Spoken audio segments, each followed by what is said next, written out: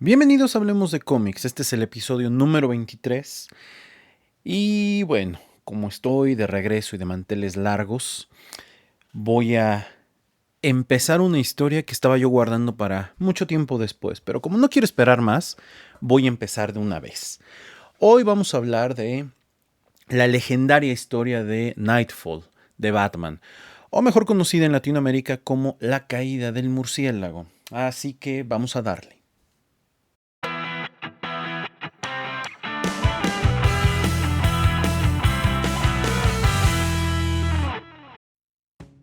Primero que nada, muchas gracias a todos los que se han suscrito a la versión de YouTube de este canal. Son pocos suscriptores todavía, pero se les agradece muchísimo el que participen en este podcast escuchándolo.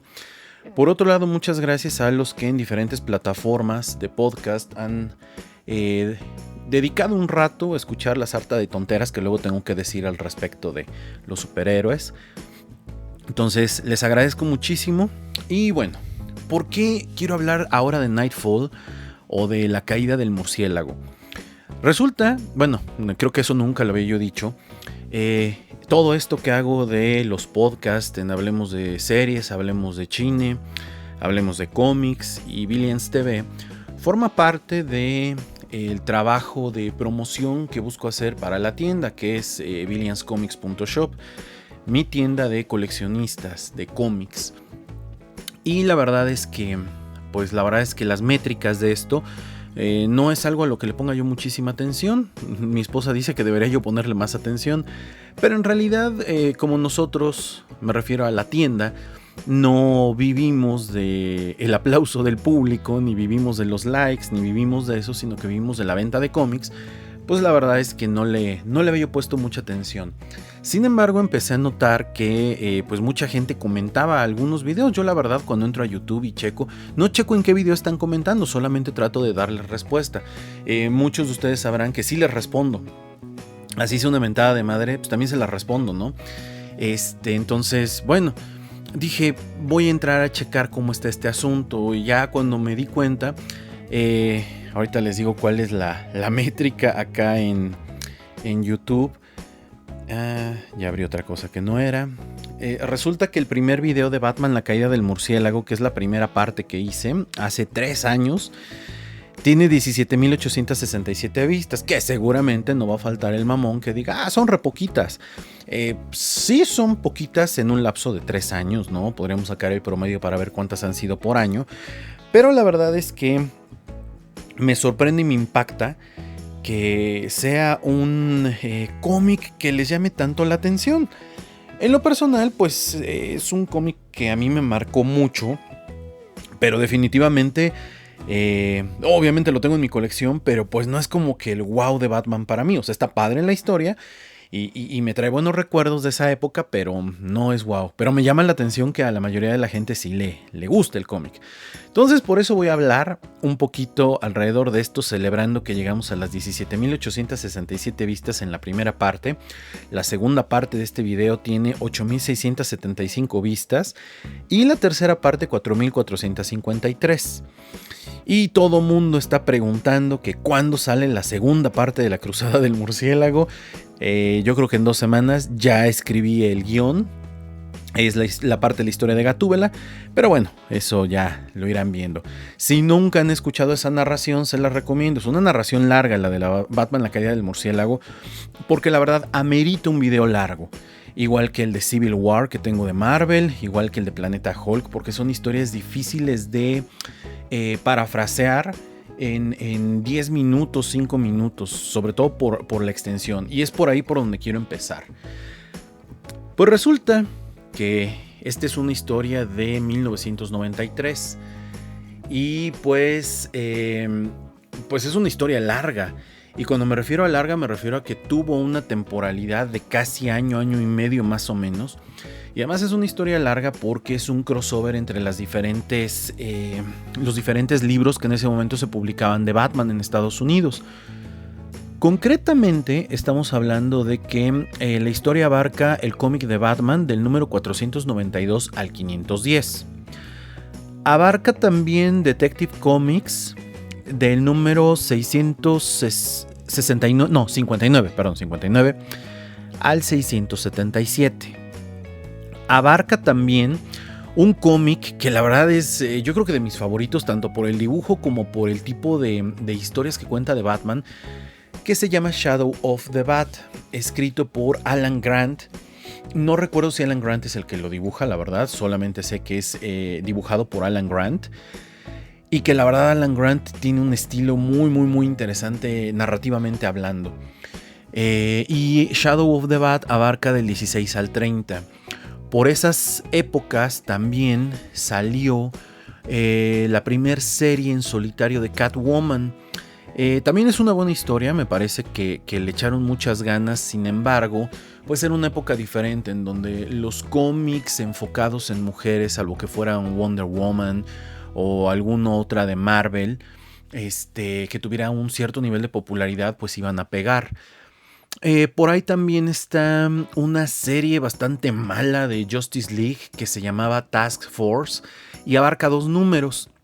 Abarca también Legends of the Dark Knight del 59 al 63. Que realmente no son historias tan relevantes, ¿no? Son historias de acompañamiento. También por esos años salió el cómic en solitario de Robin con Tim Drake como el protagonista y la historia abarca del número 7 al número 9. También otra cosa que DC hacía en ese entonces es que sacaba los famosos showcase y los showcase del 93 abarca el número 7 y 8 con una historia de... creo que es la de Two Faces. Creo que sí es la de Two Faces. Showcase del 94 abarca el número 10 y bueno, obviamente las 2 historias que se salen por completo de los libros que se estaban publicando de Batman, que uno es Batman Sword of Azrael o Batman la Espada de Azrael, que es la historia de origen de Jean-Paul Valley. Y por otro lado, Batman, la venganza de Bane, que es el origen del personaje llamado Bane, que es el protagonista de la primera parte, no el antagonista, mejor dicho, de la caída del murciélago. Entonces, bueno, como podrán ver, son muchísimos números, o sea, es bastante lo que hay que leer o lo que había que coleccionar en ese entonces. Y cabe mencionar que, bueno, en ese entonces, para los que no ubican mucho la época, la década de los 90 en México, concretamente entre el 93 y el 94, fue una época de crisis en este país, porque empezaron estos movimientos como el del EZLN, lo cual desestabilizó mucho al país. Era el final del sexenio de Carlos Salinas de Gortari. Y además se dio el famosísimo, al final del 94, el error de diciembre que devaluó nuestro peso y que pasamos de que el tipo de cambio fuera de 3,000 pesos, 3 pesos, perdón, porque ya estábamos en los nuevos pesos, y llegara por lo menos a los 7, 8 pesos, ¿no? Se fue prácticamente al doble y un poquito más. Entonces imagínense que comprar un cómic pues ya se volvió un poquito más privativo, ¿no? Entre el 93 y el 94. Pero bueno, además era una época en donde, por ejemplo, yo soy de Puebla, del estado de Puebla, concretamente de la ciudad de Puebla, y pues era difícil encontrar tiendas de cómics que no vendieran cómics en español, porque pues los encontrabas en Vips, en Sanborns, en el botadero de cómics, en el botadero de revistas, y siempre los encontrábamos en mal estado, ¿no? La neta es que eso era como medio malo de la época, pero bueno, al final lo tenías. Pero no siempre podías tener las historias en continuidad, entonces a veces comprabas uno, te perdías el Detective Comics, y luego te perdías el otro de Batman, y luego pues retomabas hasta Detective Comics y decías, no sé qué madres pasó de esta historia a la otra. Y pues tratabas como de armarla. En ese entonces, Grupo Editorial Vid, que era una casa editorial buenísima en traducciones, en cuidar muchísimo los detalles. Lástima que haya desaparecido. Sí, guardemos un minuto de silencio. Los empezó a sacar en compilados. Ya por ahí del 94, entonces muchos de nosotros, nuestras primeras historias de Batman, de Nightfall, las empezamos a tener en compilados. Yo todavía guardo mis versiones en español, aunque pues no es algo que yo realmente coleccione tanto en español. Y entonces, bueno, ya, les di todo el contexto. Para quienes no conozcan esta historia de Nightfall o la caída del murciélago, es una historia que corre muy a la par de la caída de los tres héroes, de los otros dos héroes importantes de la marca DC. Uno es Superman, que Superman estaba atravesando en ese momento por la muerte de Superman, el mundo sin Superman, el regreso de Superman, el reino de los Supermanes y de ahí todo lo que emanó, ¿no? Y por otro lado también teníamos la caída del héroe Hal Jordan, que si ustedes revisan el episodio anterior a este, hablo de Hal Jordan, que es mi superhéroe favorito, ¿no? Entonces, bueno, pues Batman no se podía quedar atrás. Y entonces se les ocurrió la idea, hubo una lluvia de ideas de qué podían hacer con Batman, porque tras el famosísimo novela gráfica, que así se le denomina ahora, en 3 tomos de El regreso del Caballero de la Noche, escrita por, discúlpenme si se me olvida el nombre del escritor, que bueno, es como Alan Moore, también es inglés, ahorita me acuerdo del nombre del escritor, al güey que escucha esto y dice, estaría chido que te acordaras de los nombres, chinga tu madre, cabrón, porque seguramente lo vas a poner en los comentarios, pero bueno, de ese güey, siempre se me olvidan los nombres, pero bueno, ni pedo. Después de ese mega hit que puso otra vez a Batman en el mapa en la década de los 80s y del boom de las películas, porque las películas de Michael Keaton como protagonista y de Tim Burton como director, la verdad es que sí marcaron una época muy oscura en el personaje. Entonces, pues no querían dejarlo atrás. Otra parte del contexto importante para Knightfall es que es justamente los años en los que hay un cisma en la industria del cómic. Y con esto me refiero a es un punto de quiebre en el cual muchos de los dibujantes, principalmente dibujantes, al sentirse menospreciados dentro de DC y Marvel, deciden irse de estas empresas y fundar su propia empresa bajo condiciones más equitativas, lo cual me parece que es bastante bueno, porque al final del día creo que Marvel y DC habían caído mucho en este rollo de no darle crédito a las personas que hacían, pues los dibujantes un 50% del trabajo y los guionistas otro 50% del trabajo, porque al final es un trabajo en equipo. También están los entintadores y lo demás, pero bueno, creo que al final ellos son los que llevan más. Vamos a darle 40 y 40, y el que te pone los diálogos, las burbujas de diálogo, y el que te hace el entintado y el trazo el trazo con la pluma, pues también tienen un porcentaje, ¿no? Es un trabajo en equipo al final del día, y si no les estás dando el crédito que merecen, pues ni modos, ¿no? Se tuvieron que ir. Todo esto orquestado por McFarlane. ¿Cómo se llamaba el otro güey? Déjenme recordar. El creador de Deadpool. Ay, aparte me cae gordo, por eso tampoco creo que me sé su nombre. Rob Liefeld, Fabián Nicieza, Jim Lee, deciden crear su propia empresa, una empresa en donde pues prácticamente ellos se dedicaran a publicar, y básicamente la idea era que hubiera una libertad creativa y que todos pudieran gozar de los propios derechos, y entonces se crea esta empresa llamada Image. Entonces, bueno, es una gran idea, pero justo eso hace que estos dibujantes, sobre todo Rob Liefeld, que era una superestrella en ese momento, no es que los otros no, pero Rob Liefeld era el que estaba en boga, pues hace que haya una migración tremenda de dibujantes de Marvel. Y entonces, pues DC empieza a tener un poco de miedo y dice, mira, antes de que me pase a mí, tengo que hacer que mis dibujantes y mis escritores pues hagan algo chido, ¿no? Y pues darles una chamba bastante buena. Entonces, pues obviamente, los cómics que empiezan a generar en Image son cómics de hombres musculosos con traje, o músculos dentro del músculo, literal. Casi todos los dibujos de Rob Liefeld de sus personajes son así, músculo dentro del músculo. Está la famosa imagen esta, ¿no? Del Capitán América, para que se den una idea del Capitán América todo pechudo, ¿no? Que está súper mal dibujado el cómic, pero bueno, en esa época era lo que llamaba la atención. Los trajes que tenían un montón de cinturones con bolsitas para gadgets, el dibujar personajes en escenas, en escenas muy épicas de golpes, pero sin fondo. Son como las características de la época, ¿no? Y entonces, pues DC no se quiere quedar atrás. Y dice, pues hay que darle una nueva imagen. Si a Superman ya le pusimos una greña, una coleta, creamos a un nuevo Linterna Verde, o vamos a crear un nuevo Linterna Verde porque más o menos corre a la par, pues creo que Batman necesita algo más. Y ese algo más para Batman fue crear dos personajes, así como lo hicieron con Superman.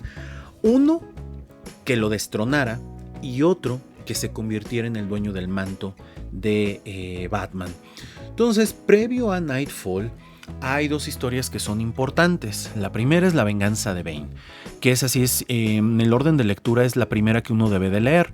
La venganza de Bane es un one shot caro, porque pues realmente fue algo que agarró mucha gente de sorpresa, en donde nos cuentan quién es este personaje, de dónde viene, su relación con la isla de Santa Prisca, cómo es que logra sobrevivir. Y entonces, ¿cómo es que se entera de esta figura de Batman viviendo apresado en esta isla y pues quiere ir a retarlo, ¿no? Que eso es parte de lo interesante de esta historia, ¿no? Va a Ciudad Gótica a retarlo junto con sus secuaces. Por otro lado, hay otra historia que viene en Legends of the Dark Knight, una historia de 4 o 5 números, no recuerdo bien. Esa ni siquiera la tengo yo, está difícil de conseguir hasta en compilado en TPB o compilado en hardcover en idioma inglés. En español creo que hace unos 2 o 3 años sacaron un compilado. La historia se llama Venom y nos cuenta la historia de cómo Batman, este cómic de Legends of the Dark Knight, es como te cuentan historias que normalmente no veríamos en el cómic de Batman porque pueden ser o muy oscuras o son historias a lo mejor como intrascendentes en la continuidad porque están ubicadas en un retcon, ¿sí? Que no afectan lo del futuro. Pero la historia de Venom sí, porque nos cuenta cómo Batman, al encontrarse muy madreado, enfermo, desgastado por la vida de ser Batman, empieza a tomar una droga llamada Venom que le ayuda a poder hacer cosas que antes él no podía hacer porque pues como ser humano necesitaba descansar. Recordemos que él no es un metahumano, ¿no? Entonces esa es otra historia importante, son 5 números, la verdad no recuerdo exactamente en qué parte están dentro de Legends of the Dark Knight, ahorita les digo. Pero bueno, esas son 2 historias importantes relacionadas al personaje de Venom. Entonces, cuando nosotros empezamos a ver estas historias como que no veíamos a dónde iba. Previo al evento de Nightfall también Bane hace su primera aparición en Ciudad Gótica, está observando a Batman, pero a la par Bane se enfrenta contra otro personaje de estos villanos de Batman llamado Killer Croc, y en ese enfrentamiento que tiene contra él le rompe los brazos. O sea, imagínense que Killer Croc era un personaje de los más fuertes físicamente a los que Batman se enfrentaba. Y resulta que pues este nuevo personaje le rompió los brazos y hasta el hospital lo mandó, hasta la mandíbula creo que le rompió. Entonces sí es como peligroso, ¿no? Este personaje que acaba de aparecer. Miren, acabo de encontrar, nada más que creo que no se ve. No se alcanza a distinguir en la imagen que tengo acá. Es el número 17. Entonces el número 17 es la parte 2 de 5. Entonces el número del Batman Legends of the Dark Knight del 16, 17, 18, 19 hasta el 20. La historia se llama Venom y además tiene unas portadas bastante padres que creo que a varios de ustedes les podrían gustar. Entonces, bueno, esa es la historia, ¿no? Y también nos llegan a contar la historia de Jean-Paul Valley. Jean-Paul Valley, sí, la historia de él, dijeron, a ver, así como con Superman, no puede ser Lex Luthor, Brainiac, Metallo, ¿no? Alguno de estos personajes clásicos que lo mate. Tuvimos que crear un nuevo personaje llamado Doomsday. A Batman lo va a destronar un nuevo personaje, lo vamos a llamar Bane. Ahora, ¿quién va a tomar el manto del murciélago? ¿No? Esa es la pregunta. Creo que la mayoría de nosotros, si hoy nos preguntaran quién te gustaría que tome el manto del murciélago, yo pienso que la mayoría estaríamos pensando que el elegido para esto debería ser Dick Grayson, Nightwing, ¿no? Una porque técnicamente, aunque no es su hijo, es el primogénito, ¿no? Algunos otros dirán que Damian Wayne, porque pues realmente es su hijo, ¿no? Aunque después ya hay una historia muy reciente donde Deathstroke pelea la paternidad de Damian Wayne y después se sabe otra cosa diferente, pero bueno. Pero creo que la mayoría en una encuesta, podremos hacerla, diría que Dick Grayson. Pero bueno, entonces... Pero Dick Grayson no acababan, ya tenía un rato que estaba circulando su cómic, el de Nightwing, en donde pues la verdad no le iba muy bien en ventas, pero pues tenía como ciertos seguidores, y sacarlo de esa historia para meterlo a Batman, pues la verdad no se veía como óptimo. Es una decisión de negocios bastante estúpida, ¿no? Le acabas de sacar un cómic, tiraje, escritor, etcétera, etcétera, y de repente lo mandas a hacer Batman, pues sí está medio idiota el asunto. Y entonces dicen, pues debemos de crear un nuevo personaje, un personaje que pueda tomar y ser una contraparte de Bruce Wayne, aunque no Bruce Wayne o Batman como tal. Entonces deciden crear a un personaje con estas características de la época, con una moralidad dudosa, y que además tenía un background interesante. Entonces crean el personaje de Jean-Paul Valley. Jean-Paul Valley es un... la historia de él la podemos ver en La Espada de Azrael, Sword of Azrael. Y bueno, la historia de él está muy bien trabajada. Es una historia donde creo que es Denny O'Neil, ahorita les digo el nombre del escritor y el nombre del dibujante para que no hable yo diciendo tonteras. El nombre del dibujante es Denny O'Neil y el nombre del escritor es Denny O'Neil y el nombre del dibujante es Joe Quesada. Joe Quesada, para los noventeros como yo, pues era una cosa impresionante el dibujo que tenía Joe Quesada. La verdad es que bastante realista, bastante chido. Actualmente solamente se dedica a hacer algunas portadas. Fue editor en jefe de Marvel por algunos años. Ahorita la verdad no sé en qué ande. Y es una miniserie de 4 números donde nos presentan a este personaje. Nos dicen, a ver, mira, ya lo vimos en la serie. Aparece como un amigo de Tim Drake. Aparece como un cuate que está tratando de ayudar a Batman, pero queremos saber quién es. Resulta que eres el heredero de el manto de Azrael. Y muchos decían, pues, ¿qué es esto de Azrael? ¿No? O sea, como esto en qué nos ayuda a entender la historia del personaje. Azrael es un vengador perteneciente a la Orden de San Dumas, muy en este rollo de las sociedades secretas medievales, ¿no? Una sociedad secreta, la Orden de San Dumas, que obedecía a este patrón llamado San Dumas y que era el ángel de la venganza de este grupo de personas que cada que alguien se salía del redil de lo que ellos hacían, pues iban sobre él.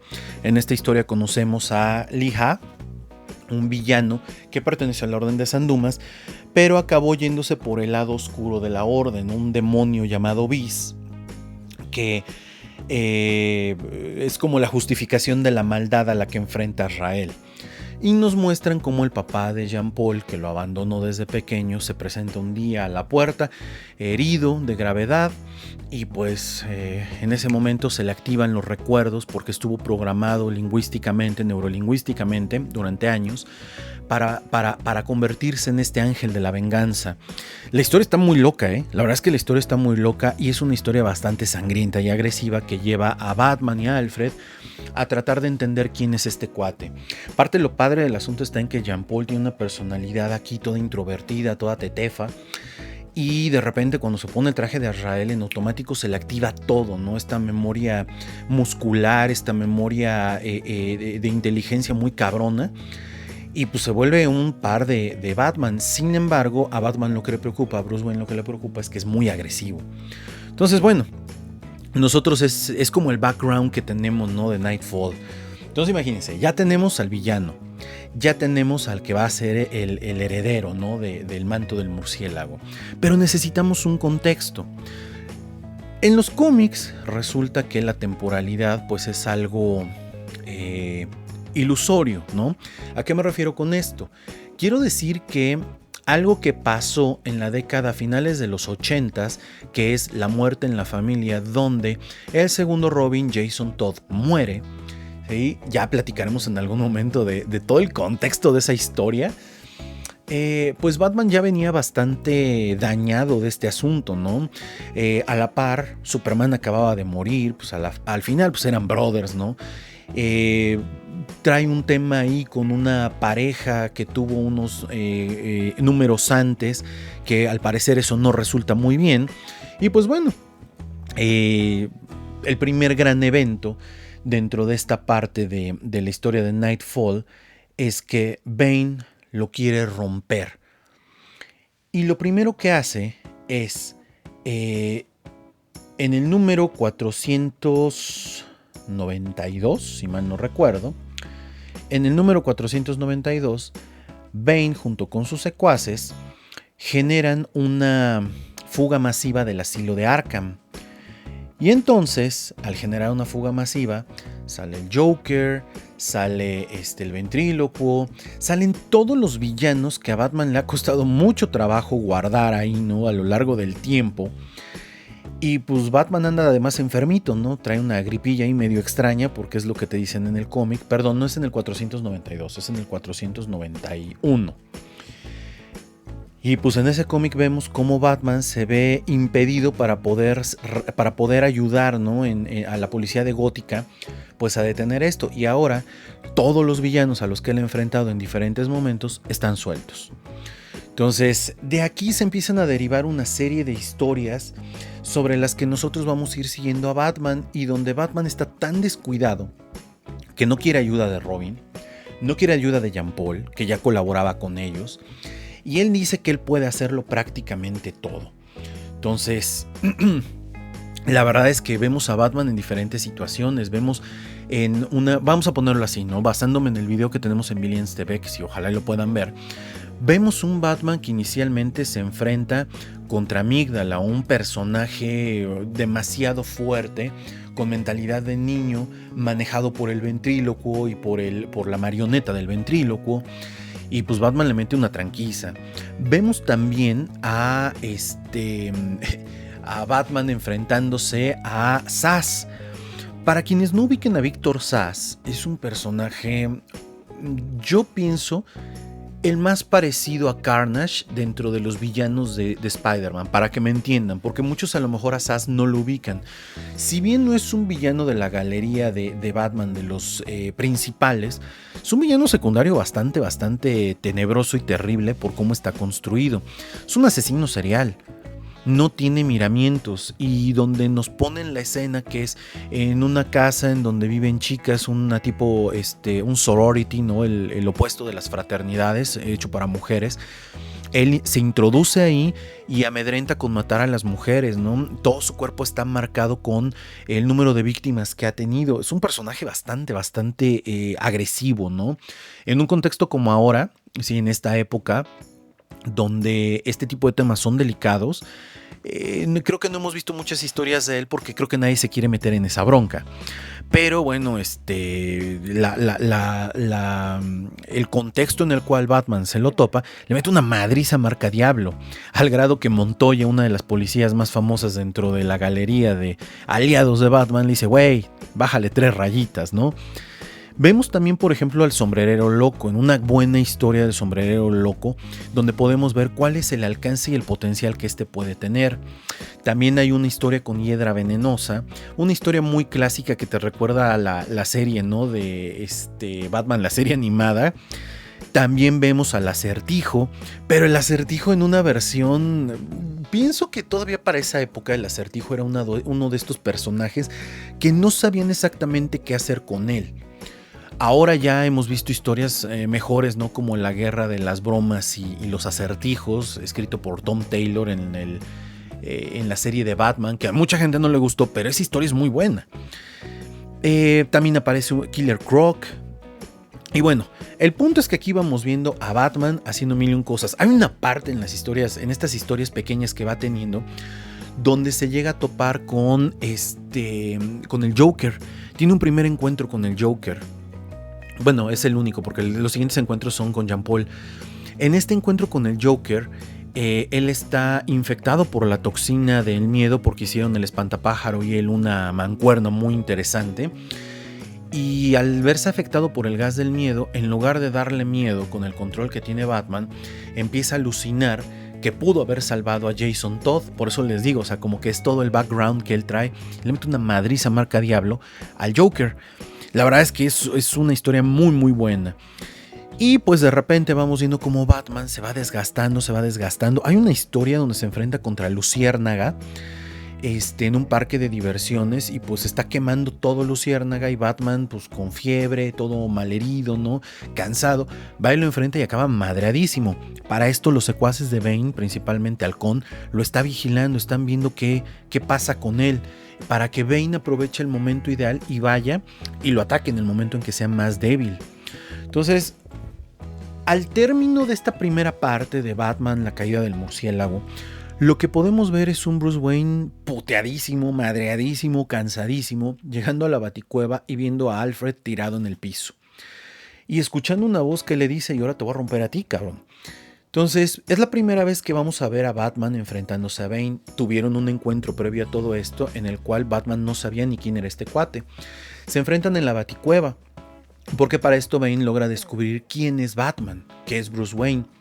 Entonces se enfrentan en la Baticueva y pues obviamente con un Batman debilitado, para Bane es muy fácil, además con la ayuda del veneno, ¿sí? Que es una droga al final del día, como esteroides, no vamos a ponerlo así. Inclusive el Bane dibujado de esa época está todo peludo, está mamey, pero no mamey todo desproporcionado, sino que es un dibujo muy ad hoc a los de la época, como diciendo, mira, mientras en las otras editoriales, como les dije en una parte del podcast, dibujaban personajes mamadísimos, acá está mamado, güey, pero hasta ahí nada más, o sea, es una persona normal, ¿no? Dentro de todo. Y le parte la madre a Batman. Y algo que le dice que se te queda muy grabado es que él va a hacerse con Ciudad Gótica y que va a estar Batman ahí porque no lo va a matar. Lo único que hace es que lo deja inválido. Y está esta escena increíble donde le rompe la columna. Primera vez que vemos a Batman doblado, tirado. Ahí es donde acaba la primera parte de Batman, la caída del murciélago. Entonces, después de eso viene la segunda parte, ¿no? Yo por lo menos lo divido así como para que haya un mejor entendimiento. En la segunda parte, pues Gótica es un caos porque siguen sin atrapar a muchos villanos. El Joker sigue fuera, otros villanos pequeños empiezan a aparecer, pero al final del día pues hacen estragos. El mayor de la ciudad, el alcalde de la ciudad, pues está preocupado porque este desmadre ya se salió de control. Gordon tampoco sabe qué hacer. Y entonces Batman, que fue aventado ahí en pleno centro, ¿no? O zona más transitada de Gótica, lo fue a aventar Bane. Pues está inválido y pues hay que hacer algo al respecto. Mientras tanto, la ciudad no se puede quedar sin Batman. A Tim Drake se le hace muy buena idea decirle a Jean Paul, oye, pues este güey ya se vistió de Batman en algún momento, pues que nos eche la mano. Y entonces empiezan a trabajar. Sin embargo, entre más pasa el tiempo, Jean Paul utilizando el traje de Batman, la programación de la Orden de San Dumas, que solamente se presentaba cuando se ponía el traje de Azrael, se empieza a manifestar más y más y más. Empieza a tener alucinaciones y empezamos a ver que el personaje no está muy bien, que digamos. Empieza a tener problemas con Tim Drake. Empieza a no necesitarlo y empieza a ser como más independiente. Bruce y Alfred se van, ¿no? Algo pasa que es que a la doctora Chandra Kinsolving, una doctora con la que Bruce empezaba a tener una relación, es secuestrada cuando va a visitar al papá de Tim Drake porque ella era su médico y ambos son secuestrados y son llevados a otro lado. Lógicamente Bruce decide ir por ella y por el papá de Tim y pues prácticamente deja a Jean Paul solo. La escena es increíble porque en el cómic se ve como le dice, bueno güey, te quedas ahí con la Baticueva, te quedas con la casa, ahí regreso al rato. Y la cara de él es así como de, a huevo, me quedé solo. Sí. Y entonces deja que la programación de la Orden de San Dumas pues se manifieste. Él empieza a ver que la capa le estorba. Él empieza a ver que necesita más cosas para poder hacer realmente justicia. Él no entiende por qué Batman no los mata, por qué Batman es tan benévolo, siendo que él, como Azrael, pues él mata a todos, ¿no? Y entonces decide hacerse unos guantes. La programación prácticamente empieza a hacer lo que cree un traje de Azrael estilo Batman. Y entonces se crea unos guantes. Y con estos guantes se empieza a pelear contra los malos al grado de herirlos de bastante gravedad. Y eso es algo que empieza a molestar a Tim Drake, porque además de que le está dando cortones como Robin, pues ahora tiene que lidiar con todas estas cosas que está haciendo que pues Batman no hacía. Y que la verdad pues eso puede dejar muy en mal al personaje. Entonces empiezan a tener muchos problemas. Jean Paul, además de los guantes, se empieza a dar cuenta que necesita un traje diferente. Aquí hay una parte de la historia que yo sí les recomendaría que la leyeran. Esto pasa en Shadow of the Bat, en número 16, 17 y yo creo que 18, si mal no recuerdo. En estos cómics, entre el 16, 17 y 18, nos cuentan un poquito de, ya que tiene el nuevo traje puesto, cómo es que necesita relajarse un poco. De hecho, en estos cómics, concretamente de Shadow of the Bat, aparece un personaje que es un asesino a sueldo muy parecido al violador de Spawn, que hoy tiene un nombre diferente, creo que le llaman The Clown. Yo creo que tiene que ver mucho por el contexto, como les digo, en el cual nos encontramos, donde usar ese tipo de palabras pues es como altisonante, ¿no? Etcétera. Y se enfrenta contra este personaje, la verdad no recuerdo el nombre del villano, pero está muy interesante la historia, perfectamente bien dibujada, y podemos ver la verdadera naturaleza de Jean Paul, no como guardián, sino como un asesino a sueldo prácticamente, porque eso es lo que se logra ver ahí. Y bueno, en esta historia, ¿sí? Cuando logra hacerse del nuevo traje, va a retar a Bane, porque ya se había enfrentado con él previamente, nada más que Bane le ganó, pues porque la capa le estorbaba, según Jean Paul. Jean Paul crea este nuevo traje, que es un traje mamadorcísimo. La verdad es que es uno de los trajes que para los 90s estaba muy muy padre. Hay una figura, de hecho yo la acabo de comprar, de estas figuras de McFarlane. Es un Gold Label y se llama Azrael Batman Armor.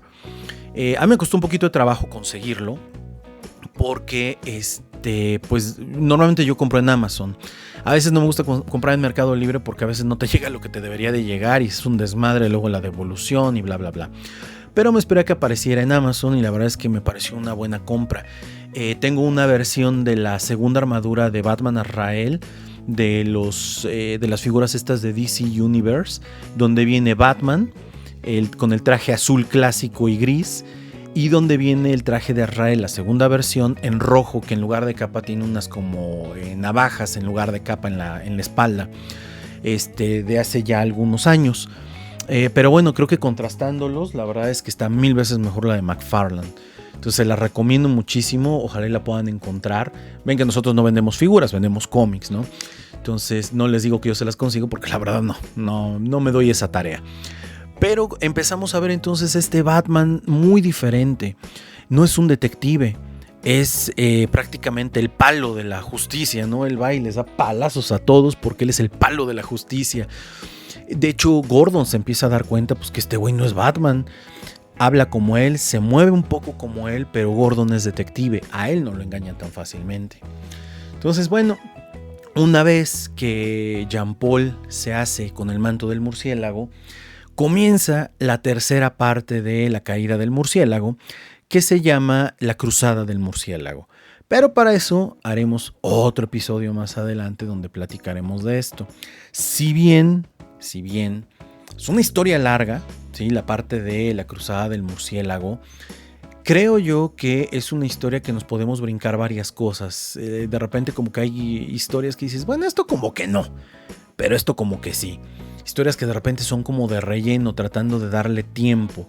Y a la par que se da la historia de La cruzada del murciélago, también se da la historia de cómo Bruce Wayne está tratando de volver a caminar, recuperar la movilidad, porque pues prácticamente estaba inválido, y cómo está tratando de volver a ser Batman.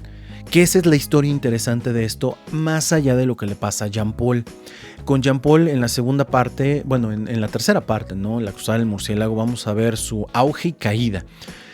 Y bueno, la verdad es que es una historia muy interesante. Les digo, me voy a brincar algunas cosas y la iré contando a la par que vaya yo subiendo más videos directamente a Billions TV, donde van a poder ver esto. Pero bueno, la verdad quería yo hablar de esto porque me parece muy chido que la mayoría de la gente le haya dado muchísimas vistas a ese video. Es el video que prácticamente nos puso en el mapa y gracias a ese video mucha gente llega a la tienda.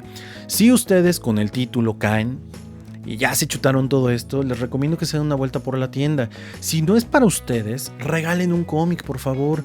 Regalar un cómic es un regalo, es un muy buen detalle, cabrón. Es algo que se puede coleccionar, que tal vez después pueda revender, porque los cómics, sobre todo los que son clásicos, no se abaratan, al contrario, se aprecian. Y aunque sean cómics que no sean tan importantes, al final del día los puedes vender a precio de portada y estamos del otro lado, ¿no? Entonces, espero les haya gustado esta reseña, review, no sé cómo llamarle esta madre, sobre Nightfall, la caída del murciélago. Próximamente hablaremos de la caída de la cruzada del murciélago. ¿Sale? Es una historia muy larga, pero bueno, la iremos contando en Billions TV y aquí estaré haciendo los comentarios. Cuéntenme de qué les gustaría que hablara yo, mándennos mensaje. Entren a la tienda billionscomics.shop, la tienda del coleccionista de cómics, dejen mensaje ahí y con todo gusto les voy a responder. Si buscan el cómic, lo tenemos en grapa, no lo tenemos en TPB porque la verdad es que hubo una escasez con el tema de la pandemia de los TPBs y principalmente en idioma inglés. Recuerden que aquí casi todo es, bueno, no casi, yo creo que el 99.8% es en inglés, el 0.2% son algunos materiales en idioma español. ¿Sale? No es malinchismo ni nada, pero creo yo que vale más un cómic en inglés, ¿no? Así te forza también a aprender el idioma inglés que tanto nos cuesta a los mexicanos y en general a los latinoamericanos. Pero en fin, no sé dónde nos escuchas, pero ni a qué hora nos estás escuchando, pero buenos días, buenas tardes, buenas noches y nos escuchamos en otra edición de este podcast que se llama Hablemos de Cómics. Yo soy Warner y nos vemos. Chao.